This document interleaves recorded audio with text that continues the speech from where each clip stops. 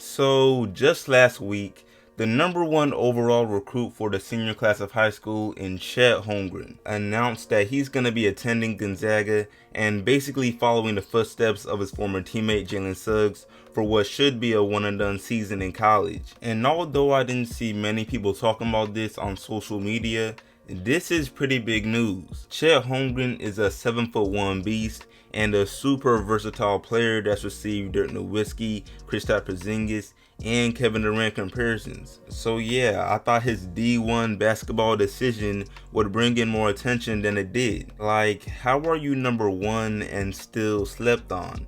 Now don't get me wrong, plenty of programs wish they would have landed this man, but again, I expected more buzz from fans and even the media than I saw. For example, the Zion treatment when he commit to Duke, or even the Jalen Green treatment when he commit to the G League. I mean, we're talking about the possible second coming of Dirk Nowitzki. But then I got to thinking and realized some of this could be due to the lack of believers. Because it's easy to look at Chet Holmgren and say, well, he only dominated high school because of his huge physical advantage. The guy is 7'1". And to be honest, that's an overused argument I don't agree with. However, it'd be a lie to say he doesn't need to at least show his dominance doesn't fade against stronger competition. The same way that man Zion went to Duke and showed that it doesn't matter who's in front of him, he's gonna ball out, Chet basically has to do the same thing. And today, we're gonna look at a few reasons Chet has so much to prove, even though he is deservedly the number one recruit coming out of high school. But before I go any further, what's up YouTube, Plug Speaks, back with a vid. If you are new, first of all, welcome, go ahead and sub. Also like the vid if you enjoy. I drop bangers 3 to 4 times a week, and we are grinding for 5K, so I'd for sure appreciate it. But back to the vid though. Now, like I said before, Chet Holmgren showed off domination in high school. He finished his senior season bringing his school to their 4th straight state championship, and if there's one thing he had no trouble doing for his team, it was scoring the ball. He could not be stopped when getting a basket. But ironically enough, his methods of scoring and his dominance when scoring are one of the main things he's going to need to prove in college. And understand, I'm not saying he can't do any of these things, I'm just acknowledging he'll need to do it. And I brought up scoring first because this man Chet Holmgren shot 80% from the field in his senior season. I repeat, 80% from the field. That was his efficiency. And obviously it's because the majority of his points came from inside the paint, but still, think about it. We applaud guards for shooting 45% or more, and then we praise power forwards for shooting anywhere between 50 and 60% from the field. But 80% is ridiculous. And even though it's mostly because he was a mismatch for almost all his opponents, we can't credit all of it to his physical advantage, because he did face some of the best opponents available at the high school level. For example, he dropped 31 points in a win versus Imani Bates. Plus, if we credit everything to his 7'1" build, then that would mean we expect the same exact production from him in college, because at 7'1", he will continue to be a mismatch.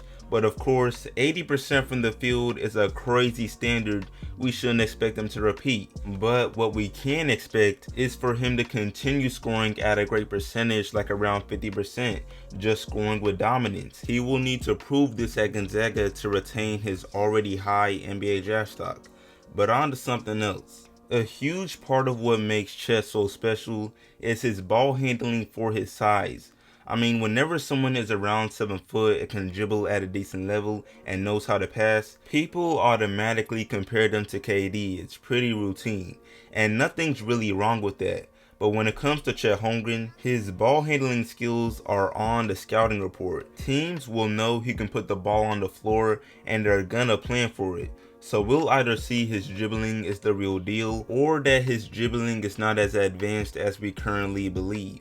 I mean, the mixtapes speak for themselves. He's shown the ability to take the ball up the court in transition, dribble his way through the defense to the rim, and more. Like, he's really a big guard. So yeah, his big guard skills are yet another ability he'll need to prove at Gonzaga. But moving on some more. Now, the only other main ability I can think of that scouts will probably want to see translate to college is his versatility on defense. And let me explain what I mean, because if anything, defense is one of Chet's best skills, right? I mean, he averaged 5 blocks a game as a senior, and it's not just because he's tall with a wide wingspan. Nah, Chet has a good basketball IQ, and you can tell he's an experienced shot blocker by how he gets them. Some experts have even said he's got natural shot blocking instincts. So yeah, I fully expect that to translate. I won't be the one to bet against it. However, when I say he's gonna need to prove the versatility of his defense, I'm talking more so about his discipline on defense and how he will defend D1 guards. Because of course, when you're in high school, numbers and analytics are not that accessible. But in the NCAA, we're gonna see the small details like how foul prone Chet really is, and we're gonna see his real value as a perimeter defender. Because in college, when he switched on to the opposing team's point guard or even shooting guard, they're gonna be much better than the average guard in high school. And to his credit, when he played Mikey Williams, he got plenty of blocks and made Mikey struggle at pretty much anything near the basket. But I mean, that was early in Mikey's sophomore season, and as great as Mikey is, especially for his age, he's still grinding to that level of an elite D1 guard. So yeah, it'll be interesting to see how Chet performs as a perimeter defender in college. And overall, his performance at Gonzaga will reveal how much hype is warranted. I mean, the potential is endless, and I like his chances, especially since he chose a school like Gonzaga. They actually know how to develop their talent, and I mean, most times they must develop their talent because they're not usually spoiled with 5-star recruits. Landing Jalen Suggs last year and now Chet Holmgren is low-key uncharted territory for their program. So yeah, we will see, but I'm gonna wrap this up. And also, before I end this vid, let me say that I'm not trying to put any crazy expectations out there.